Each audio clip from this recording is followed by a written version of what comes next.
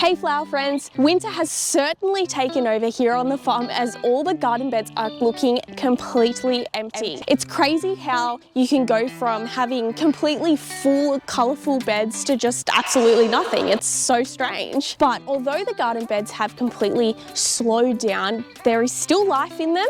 We are planting a lot of spring flowers in the garden beds, which I'll be able to show you all around everything now. Now, I'm excited to share the progress of plot A with you. I've been mulching and prepping the garden beds for summer. I have finished cutting back all the dead dahlia stems in this area, plus the seedlings we planted have been doing wonderfully. The straw flowers, the ranunculus, the larkspur and poppies. I've also cut back some of the statice through here and the daisies, so they're going to be ready to come back for summer, and all the self-seeded plants are doing well through here as well. Now, we have been having a bit of a problem with animals eating all the plants in this area. We are thinking it might be kangaroos, as the taller plants have also been eaten away. I also planted some seedlings and the tops of them have all been eaten away as well. We're not quite sure what to do about it exactly. We're just going to keep doing what we're doing and hope that some things can grow. We could put a net over everything, but I don't have that much net, and I might just net up some of the beds to try and let some of the plants grow up. But yeah, if you have any tips or tricks to stop kangaroos eating your plants, please share. Please let me know. So basically up in plot A now, everything is completely finished. All the mulching's done, all the planting's done. I've got all the plants in for spring and there's nothing else that needs to be done. We're just going to put a little sprinkler system in down the center and it's ready to go for spring. So we're super happy about that.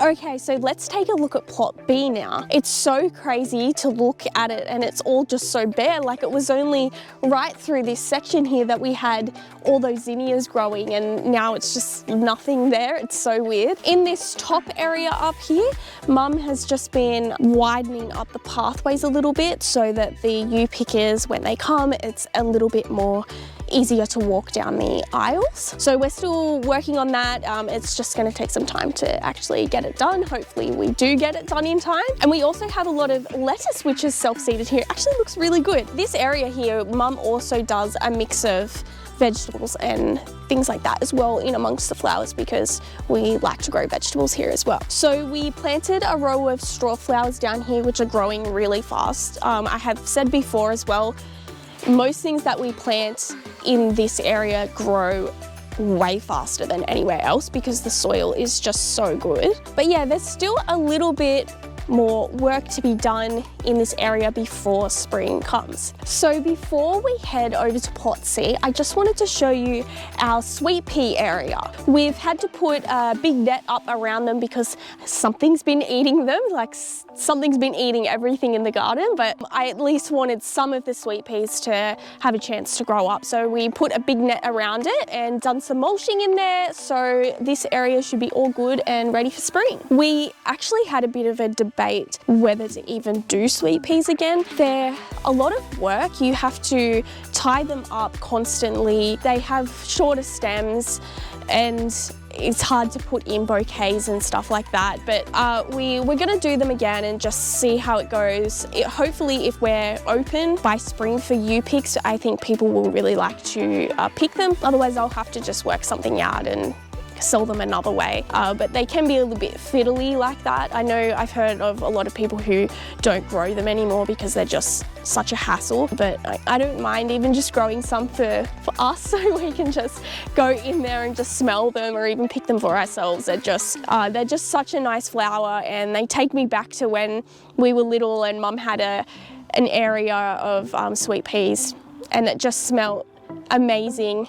And I think a lot of people feel like that about sweet peas, is they have that smell, and it takes them back to the good old days. So yeah, I will plant some and we'll just see how they go. Now, also through this area, we've got this whole section of garden bed that runs down through here and also down through the bottom section here. So all these garden beds down here, all through here as well, and down this area down here. So this area was not opened up to the public last time because we wasn't prepared for U-picks and for people to be walking around, but we've decided that we'll open it up for the extra space so that we can plant more flowers and people will be able to walk down this whole area as well. We have some beautiful pittosporum over there as a hedge, which people will be able to pick from, and we also have some magnolias down along this bed here, which people will be able to pick from, and we're going to continue a couple more trees down to the end of the bed there.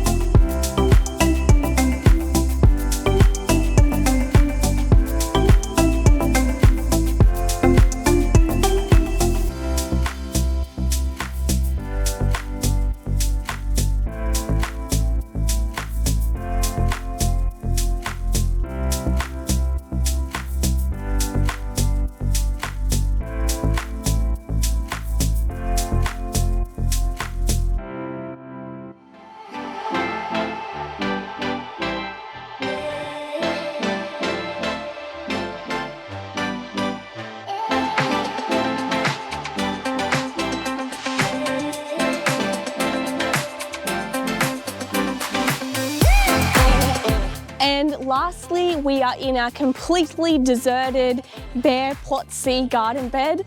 Just kidding, there is actually a lot of plants growing in this area and I'm going to show you all of them. So up the top here, we actually have all of our Australian natives and they're actually doing really well. There's some grevilleas, kangaroo paws and tea trees and a couple other different plants through here. They usually flower in winter around that time, so they're doing really well here. I do have some Australian natives on the other side of the hill over there, but they are getting eaten by kangaroos and they just have not had a chance to grow it all. So the plants are still there, but they haven't grown at all. We've got some beautiful ranunculus that we have planted in this area here. We've got Queen Anne's lace that has self-seeded and is thriving really well. We've just cut back the dahlia stems in preparation for summer. It looks so strange without the dahlia flowers in the beds. We're also expecting a lot of daffodils to flower in August, as we have about 1,000 bulbs in this area. Plus we've got snapdragons, larkspur, poppies, anemones and linarias all planted.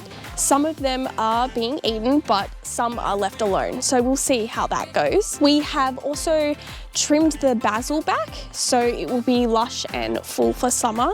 I planted sweet peas along the side of the fence, but unfortunately they're being feasted on just like a lot of the other plants in this area. The straw flowers are still going strong and there is quite a lot of self-seeding here as well. We've also finished up on the mulching around here in this area as we're almost ready for spring to arrive. We're so excited for that. So that's the end of our little winter update here on the farm. Thank you all for tuning in and I'll see you in the next one.